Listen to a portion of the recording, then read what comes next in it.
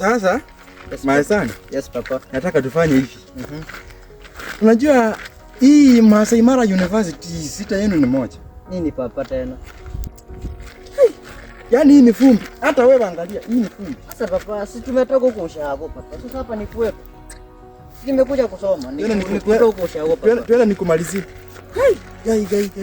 Sasa papa. Kitu ya muhimu ni kusoma sawa sawa. Masomo ni mzuri.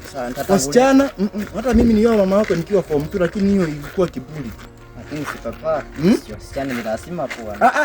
Lakini acha nikwambie. Wanawake na masomo hawaendamani. Ai papa, uongo. Hata kumbe tusafika shule. Hata ndio hii.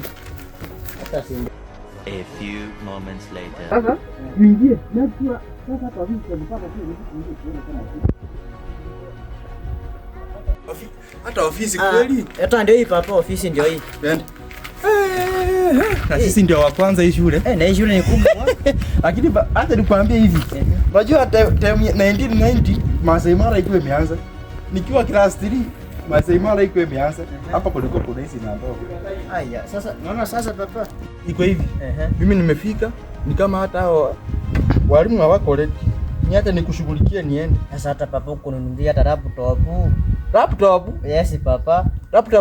Laptop ni nini? Zira kitu unaweka hivi hata unafanyia hata homework. Homework? Mkianza kupewa homework uniambie. Hapana, uweze admitiwa kama una hiyo. Hiyo nitakutafutia. Acha nikupea kitu kidogo. Papa. Acha nikupea kitu kidogo ufanye nini? Wewe usome sawa sawa? Nakupenda. Ulipe fee, sawa sawa? Yote. Nakupenda papa. Yes, wa. Ulipe fee.